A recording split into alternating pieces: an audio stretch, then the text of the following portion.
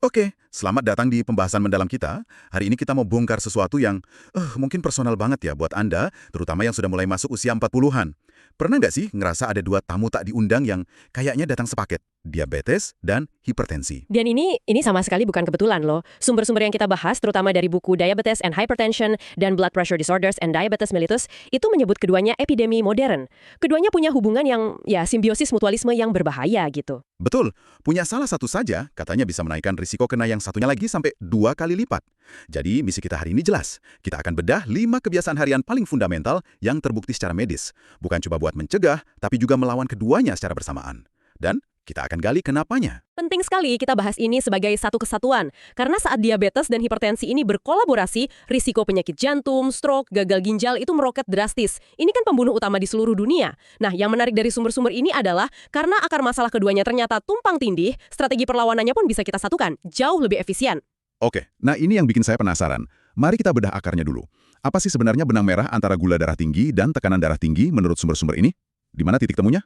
Jadi kedua buku ini sepakat, ada 3 mekanisme biologis utama yang saling mengunci dan jadi biang keladinya. Kalau kita paham 3 hal ini, semuanya jadi masuk akal. Dari ketiga mekanisme itu, ada satu nggak yang bisa dianggap pemicu utamanya? Titik awal dari semua masalah ini. Ada. Yang pertama dan yang bisa dibilang paling sentral itu namanya resistensi insulin atau IR. Gini deh penjelasannya secara sederhana. Sel-sel di tubuh kita itu kan seharusnya dengerin sinyal dari hormon insulin ya. Untuk menjerap gula dari darah kan? Betul, untuk menyerap gula. Nah, saat sel-sel itu mulai tuli atau resisten, pankreas kita panik. Akhirnya dia kerja lembur buat produksi lebih banyak insulin. Nah, kondisi banjir insulin inilah yang disebut hiperinsulinemia. Tunggu, jadi insulin yang seharusnya bagus ini malah jadi penjahatnya kalau kebanyakan. Apa efek samping dari banjir insulin ini? Tepat, jadi banjir insulin ini punya 2 efek samping yang berbahaya. Pertama, insulin itu ngasih sinyal ke ginjal untuk nahan lebih banyak garam atau natrium. Lebih banyak garam di tubuh artinya narik lebih banyak air ke dalam pembuluh darah. Oke. Coba bayangin pipa yang diisi lebih banyak air, tekanannya pasti naik kan? Ya, masuk akal. Itulah yang terjadi pada tekanan darah kita. Oke, satu jalur kenaikan tekanan darah sudah jelas. Lalu efek kedua. Kedua, hiperinsulinemia ini juga membangunkan sistem saraf simpatik secara berlebihan. Ini sistem lawan atau lari di tubuh kita itu loh. Ah, oke. Kalau sistem ini aktif terus-terusan, pembuluh darah kita akan menyempit. Pipa yang tadinya lebar jadi sempit, tekanannya naik lagi. Jadi dari satu akar masalah, Resistensi insulin tadi. betul, dari resistensi insulin langsung bercabang jadi 2 pemicu hipertensi. Oke, jadi resistensi insulin ini jelas biang keladinya. Tapi saya duga kerusakan di tubuh kita nggak berhenti di situ kan? Pasti ada efek domino lain yang memperburuk kondisi pembuluh darah. Tepat sekali. Nggak berhenti di situ. Ini membawa kita ke mekanisme kedua, inflamasi kronis tingkat rendah. Sumber-sumber ini menjelaskan kalau obesitas, terutama lemak di area perut dan resistensi insulin itu sendiri, memicu peradangan. Peradangan yang nggak terlihat tapi jalan terus-menerus di seluruh tubuh.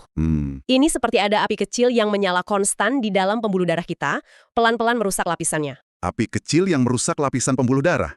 Saya coba bayangin ya, pembuluh darah itu kan harusnya seperti seluncuran air yang super licin biar darah bisa lancar.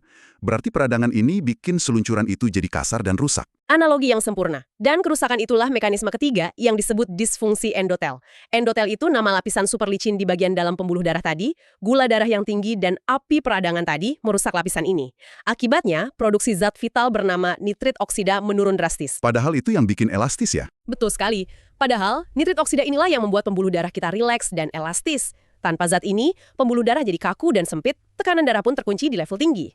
Nah, kalau akarnya sudah jelas begini, resistensi insulin, peradangan, dan pembuluh darah yang kaku, solusinya jadi lebih kelihatan ya. Ini membawa kita langsung ke 5 kebiasaan praktis yang direkomendasikan sumber-sumber ini. Mari kita mulai dari yang katanya senjata paling ampuh. Yaitu, pola makan rendah glukosa cepat dan rendah garam. Strategi ini ibarat serangan 2 arah ke jantung pertahanan musuh. Kenapa disebut serangan 2 arah? Karena dia menghantam 2 target sekaligus. Target pertama, karbohidrat sederhana atau glukosa cepat. Gula, tepung putih, nasi putih, gitu ya? Persis. Makanan jenis ini menyebabkan lonjakan gula darah yang dahsyat, memaksa pankreas mompa lebih banyak insulin, dan akhirnya memperparah resistensi insulin. Akar masalah nomor 1 tadi. Nah, target kedua, tentu saja natrium atau garam, yang secara langsung meningkatkan volume cairan dalam darah. Dan yang perlu digarisbawahi, sumber-sumber ini menegaskan orang dengan diabetes itu cenderung jauh lebih sensitif terhadap efek garam pada tekanan darah. Oke, pola makan DASH atau Dietary Approaches to Stop Hypertension yang kaya buah dan sayur itu kedengarannya ideal. Tapi target 2 gram natrium per hari, itu kan setara 1 sendok teh garam untuk seharian penuh. Jujur saja, ini terdengar sangat sulit. Realistis nggak sih buat orang yang sibuk dan sering makan di luar? Apa kata sumber-sumber ini soal trik praktisnya? Pertanyaan yang sangat bagus, karena ini adalah tantangan nyata. Sumber-sumber ini menyarankan 2 hal. Pertama, kita harus sadar bahwa 80% asupan natrium kita itu bukan dari garam yang kita taburkan di meja makan. Tapi yang tersembunyi itu ya, Nah, itu dia. Yang tersembunyi di makanan olahan. Roti, sereal, saus botolan, makanan kaleng, makanan beku. jadi langkah pertama adalah mulai membaca label nutrisi. Oke, Kedua, perbanyak asupan kalium. Kalium ini seperti antagonis alami bagi natrium. Dia membantu tubuh membuang kelebihan garam. Sumber terbaiknya, 8-10 porsi buah dan sayuran setiap hari. oh contohnya seperti apa? Pisang, alpukat, bayam, ubi jalar, itu kaya kalium. Pola makan jelas krusial. Tapi saya yakin sumber-sumber ini juga bilang, kita nggak bisa cuma mengatur apa yang masuk, tanpa mengatur apa yang kita lakukan dengan energi itu. Disinilah olahraga masukkan. Tentu. Ini pilar kedua. Aktivitas fisik ringan hingga sedang, 30 menit setiap hari. Manfaatnya ada 3 ya? Pertama, dan ini yang paling penting, olahraga meningkatkan sensitivitas insulin secara dramatis. Otot yang aktif itu seperti spons yang rakus menyerap gula dari darah. Bahkan tanpa perlu banyak bantuan insulin. Ini langsung melawan akar masalahnya. Langsung ke pusatnya ya? Betul.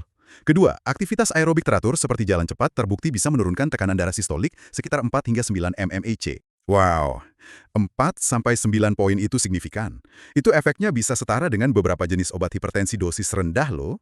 Tapi yang sering saya dengar sekarang, masalahnya bukan cuma soal olahraga 30 menit itu, tapi sisa 23,5 jam kita yang seringkali dihabiskan dengan duduk. Apa itu juga dibahas? Sangat dibahas. Dan ini manfaat ketiga, membantu mengurangi obesitas sentral atau lemak perut si pemicu peradangan tadi. Untuk aplikasi praktisnya, target utamanya adalah minimal 30 menit jalan kaki cepat, hampir setiap hari. Seberapa cepat itu? Cukup sampai nafas Anda sedikit lebih cepat, tapi masih bisa ngobrol. Dan poin Anda soal duduk itu krusial. Sumber-sumber ini menekankan pentingnya mengurangi perilaku sedentar. Jadi nggak bisa dihapus gitu aja ya? Betul, dampak buruk duduk berjam-jam tidak bisa sepenuhnya dihapus hanya dengan olahraga 30 menit. Jadi pasang alarm untuk berdiri atau bergerak ringan setiap 30 menit. Itu strategi terpisah yang sama pentingnya. Ini nih bagian yang sering kali kita korbankan pertama kali saat sibuk. Tidur teratur dan manajemen stres. Kebiasaan ketiga ini, seberapa besar sih dosa kita kalau mengabaikan dua hal ini menurut sumber-sumber itu? Dampaknya sangat langsung dan terukur. Sumber-sumber ini menyoroti satu kondisi bernama obstructive sleep apnea atau OSA. Oh, yang nafas berhenti sesaat waktu tidur itu. Benar, yang sering ditandai dengan dengkuran keras. Ternyata, prevalensi OSA pada penderita diabetes itu luar biasa tinggi, bisa mencapai 86%. Tunggu dulu, 86%. Itu angka yang luar biasa tinggi. Saya nggak pernah sadar kalau mendengkur dan resiko diabetes itu hubungannya bisa sedekat itu.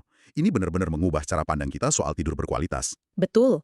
Dan OSA ini bukan cuma bikin lelah, tapi secara aktif memperburuk resistensi insulin dan menaikkan tekanan darah di malam hari. Selain itu, durasi tidur juga penting. Kurang dari 5 jam atau lebih dari 9 jam secara konsisten juga dikaitkan dengan peningkatan resiko diabetes.